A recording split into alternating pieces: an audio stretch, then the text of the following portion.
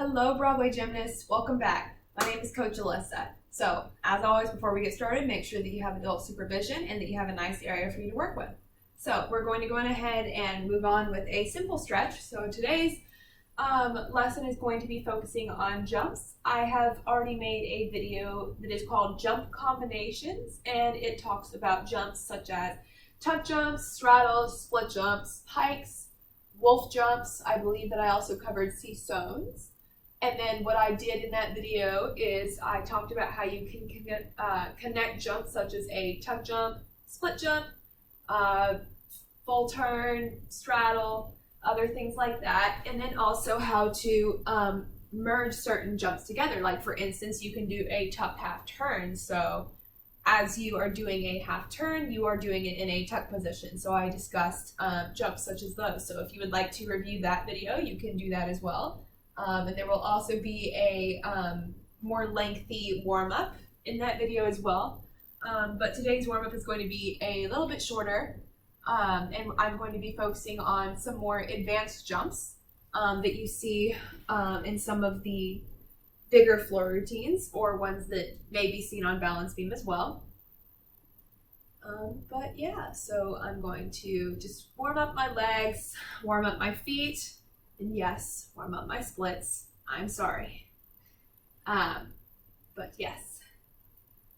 So I'm just stretching my feet right now. I'm going to stretch my other foot, and then I'm going to move on to splits, and then we can get started on the lesson. Hope everybody's having a good day so far. All right. So I'm going to go on ahead and just warm up my splits, starting with my right leg lunge. Very good. I don't know if you can see him right now. I think you can, but my dog Sherman is up here with me. He's just taking a snooze. Very cute. And going ahead and slide down.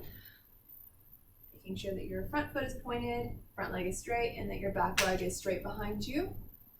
So you should not be able to see it sticking out on either side of your body, and you're going to hold for about 10 seconds.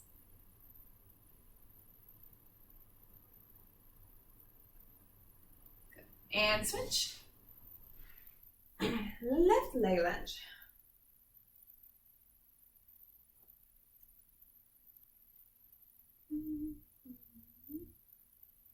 Good. And straighten out this front leg.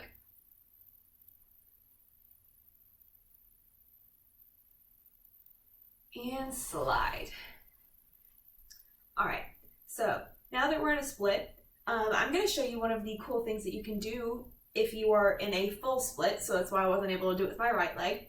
But for today's jumps, we're also going to be working on rings. So what you can do while you are in a full split, I'm going to turn to the side so that you can see, is you can go on ahead and practice that body shape, right? So I'm in a full split, I'm all the way down, and what you want to try to do is you want to bend your back leg up towards your head. Now that can be kind of tricky because your knee may want to like go to the side. So as you bend it, you want to kind of fix it and make sure that it goes straight behind you, okay? It doesn't have to be perfect, just getting used to being in a split and having that leg bent. I'm going to go on ahead and warm up my middle split as well, just because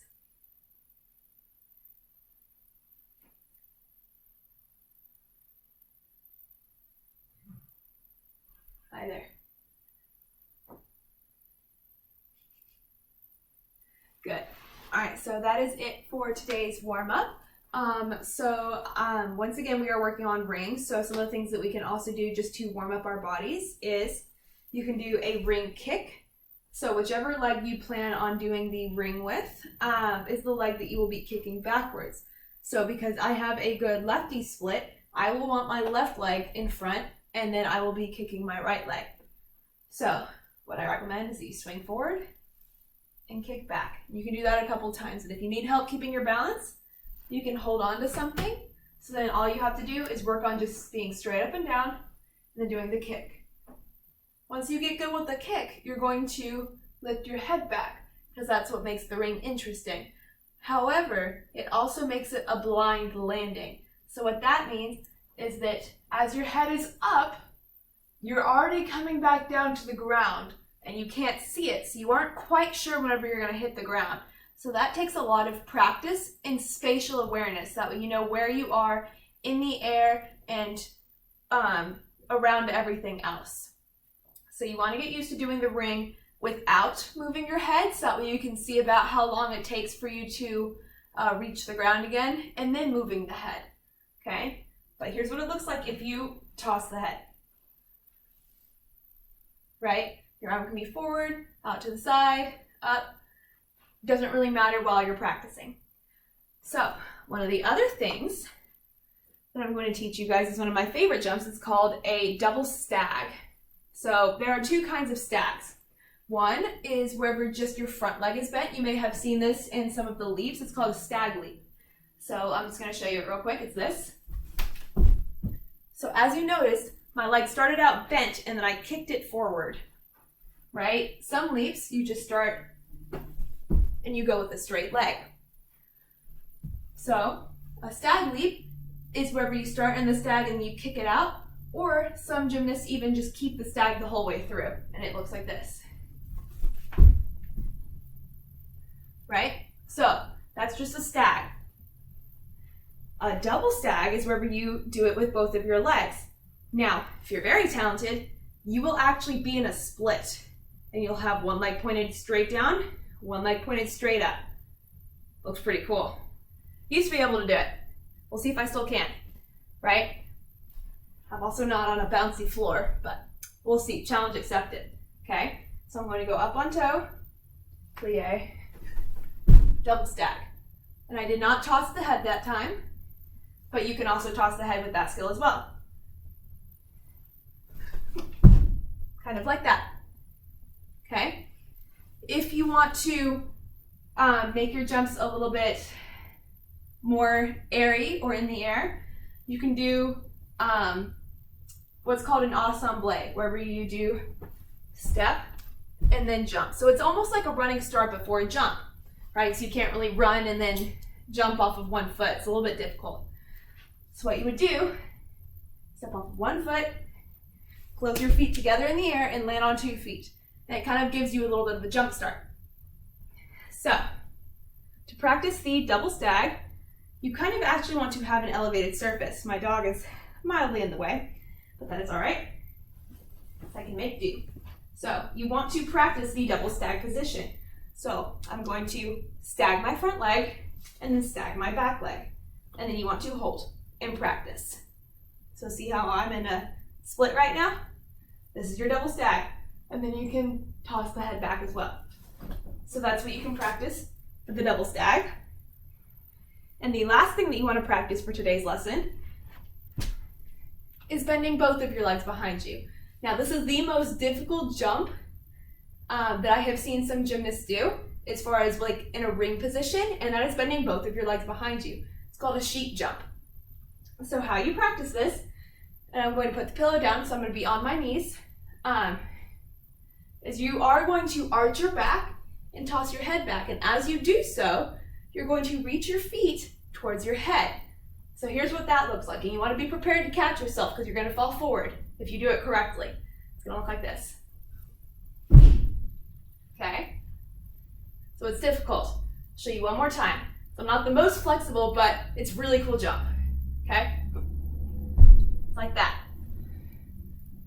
All right, so practice those, and then once you're ready, move on to the next part of this video, and I will show you the jumps in action.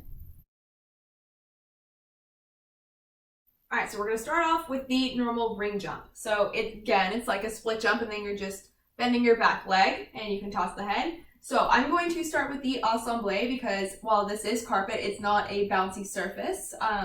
Even like the floor is at least mildly more bouncy than carpet. So I'm going to use the ensemble to give me a little bit more air time so that way I can show you a good jump, right?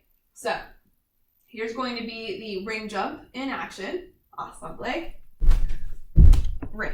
And as you notice, I landed on one leg and then the other. that's okay. You just want to bring them to a close very quickly because landing on one leg can be kind of hard. You can also land on two legs. However, with the ring jump, your body tends to want to be kind of in a downwards tilt like the C-sewn, right? So the C-sewn looks like this. So as you notice, my front leg was a little bit lower than my back leg. Naturally, because I'm kicking my back leg up so high, my body is going to be in a downwards tilt. So it's not going to be uncommon if you land one leg and then your second leg immediately right afterwards. So that is the ring jump. I already talked about the double stag.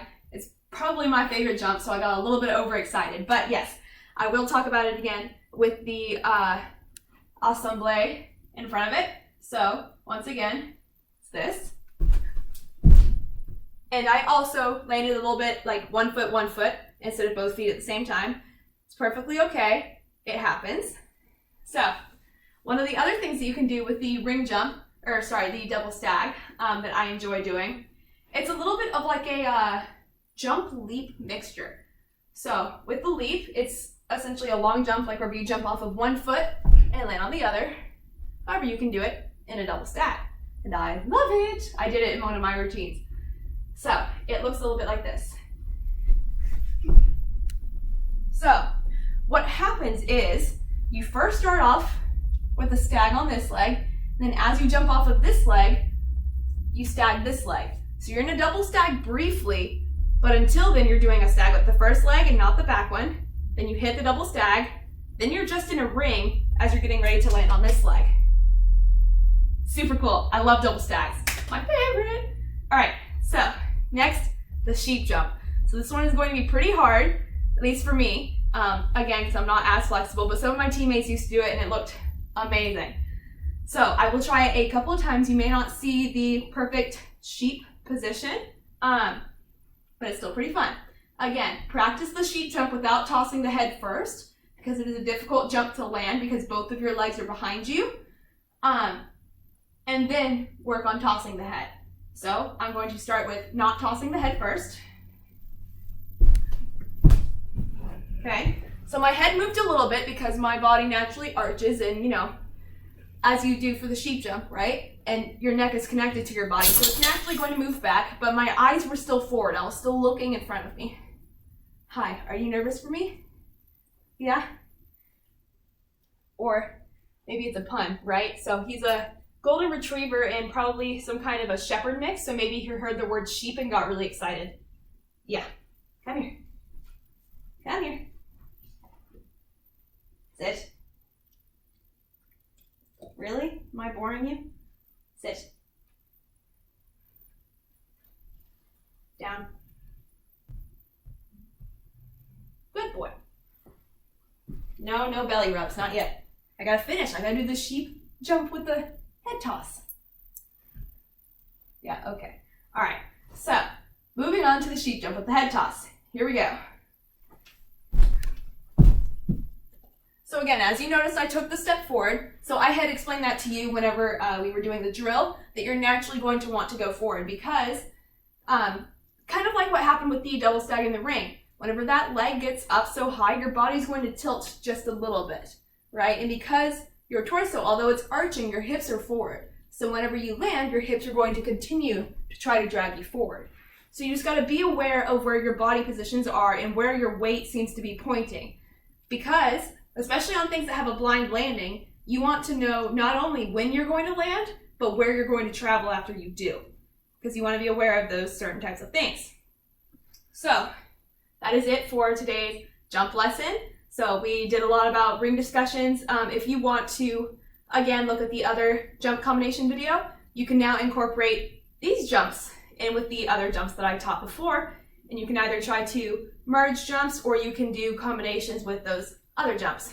So I hope you had as great of a time as I did, and I will see you guys next time. Great job.